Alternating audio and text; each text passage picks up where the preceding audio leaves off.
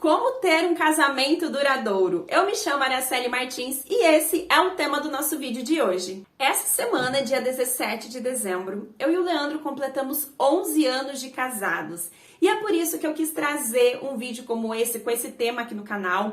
Ainda não tem um vídeo que eu dou conselhos, para as pessoas que estão se casando ou as pessoas que estão se programando para casar agora no início do próximo ano. Enfim, assim como tem pessoas que vão assistir esse vídeo que tem aí seus 20, 30, 40 anos de casados, tem também essas pessoas, como eu falei, que estão se programando para casar, pessoas que casaram recentemente.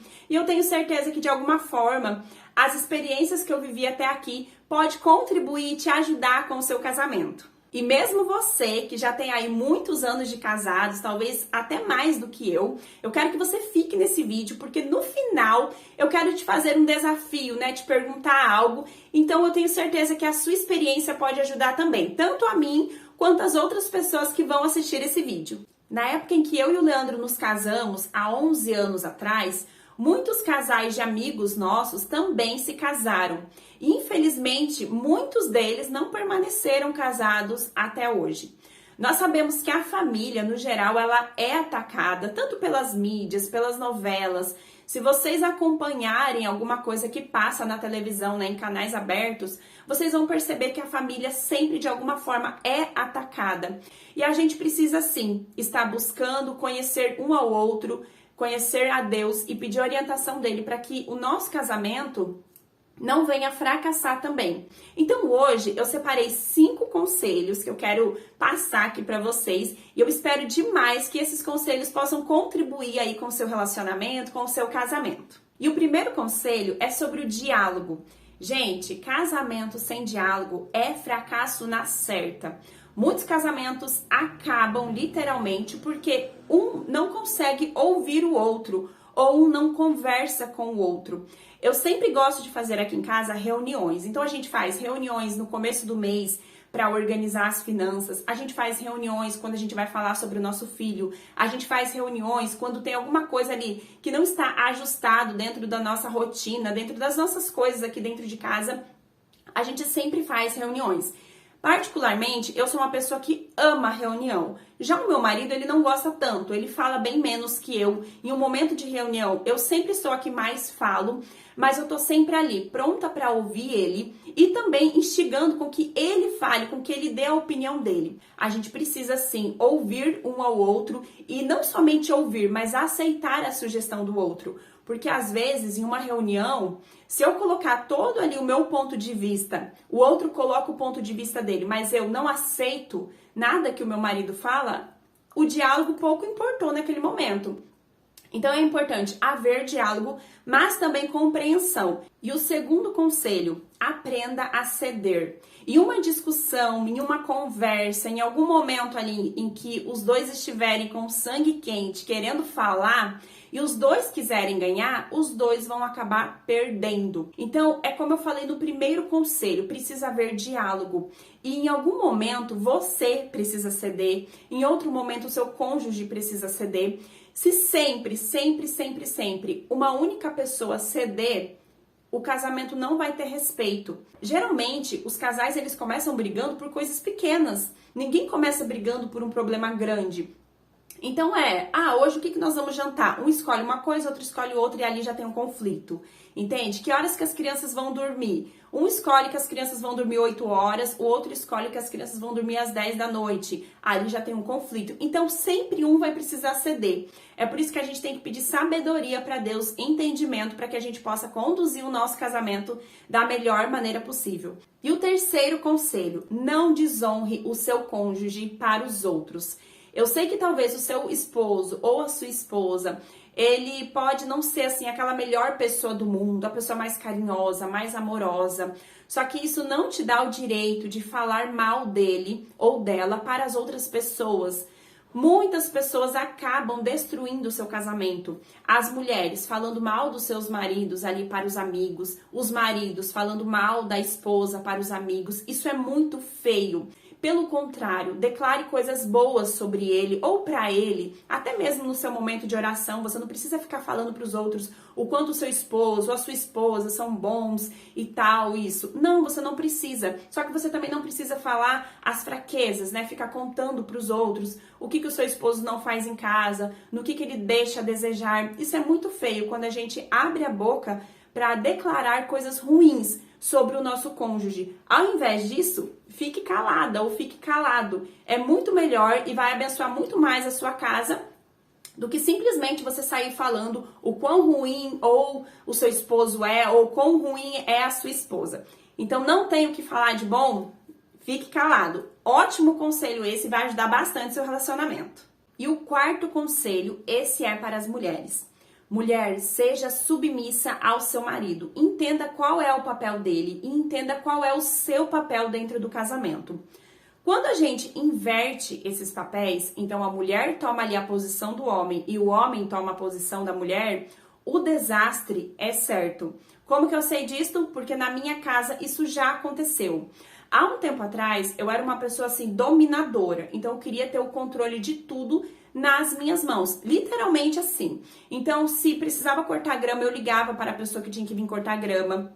Se precisava arrumar alguma coisa na nossa casa, eu ligava para a pessoa, eu ficava ali fazendo a pesquisa de preço das coisas. Eu sempre resolvia tudo. Só que quando eu resolvo tudo, mesmo que eu queira ser proativa, mesmo que eu queira facilitar para o outro, quando eu faço tudo isso, eu impeço o meu marido de cumprir o papel dele. Ok? Então eu tenho que entender qual é o meu papel e qual é o papel do meu marido. Tanto o marido, ele também precisa entender qual é o papel dele. Porque se ambos não entendem qual é a sua função dentro do casamento, um rouba do outro. E aí tem aquela inversão de papéis. Então, se na sua casa, talvez você está decidindo tudo, né? Você que é mulher. E eu sei que muitas mulheres reclamam, mas meu marido não faz isso, meu marido não cuida daquilo, meu marido não manda consertar o carro, que era um papel dele, ou sei lá, né, ainda não trocou o chuveiro, não trocou a tomada, essas coisas. E aí você fica resolvendo tudo, então você liga pro encanador, você liga pro eletricista, você liga pro cortador de grama, você sai resolvendo tudo, aí que seu marido não vai fazer nada mesmo, porque ele tá vendo que você está fazendo tudo. Então é muito importante que a gente tome a consciência. Eu sei que talvez você vai deixar de fazer no início e o seu marido também não vai fazer muitas vezes, porque ele tá acostumado que você sempre tá fazendo. Só que vai por mim. Deixa de fazer aquilo que não é a sua função, aquilo que não é seu. Seja submissa, entenda qual é o papel do seu marido. Submissão é você estar ao lado dele. Ele vai ter a última decisão, a decisão do que realmente a sua casa precisa, certo? Agora eu estou dizendo nesses exemplos que eu acabei de falar. Então talvez precisa mandar consertar o carro e você tá igual uma doida, preocupada, desesperada e o seu marido tá tranquilo. Então você tem que entender que se isso é função dele, seja submissa, entenda que ele vai fazer, por mais tardio, né, por mais que demore, deixa que ele faça. Se você sai resolvendo tudo, ele não vai resolver, porque ele tá acostumado com você. Eu me lembro que aqui em casa, eu sempre resolvia toda a parte financeira. Então, eu cuidava o dia que vencia água, luz, internet, tudo eu cuidava, tudo. Mercado, quanto que gastava, tudo. E aí, eu queria muito que o Leandro me ajudasse nisso. Só que ele não se preocupava muito, porque eu estava sempre cuidando de tudo. E chegou um momento que eu fui entendendo isso, até que eu parei de cuidar e eu falei para ele, ó, a partir de agora você vai cuidar. Então, é aquilo que eu falei lá no início, tem que haver um diálogo. A partir de agora eu não cuido mais disso.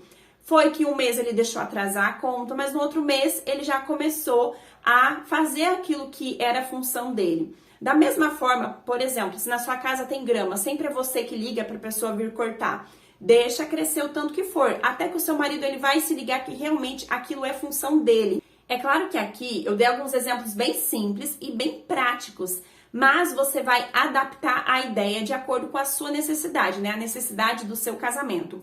Então isso é muito importante. Nós mulheres, a gente tem essa tendência em ser dominadora, né? Em querer mandar tudo, controlar tudo, deixar tudo aqui na palma das nossas mãos. Mas é importante a gente aceitar a submissão, porque isso é bíblico. Nós precisamos ser submissas. Se a gente não faz isso, a gente acaba causando também um pouco do desastre que a gente tanto teme, né, que aconteça dentro do nosso lar.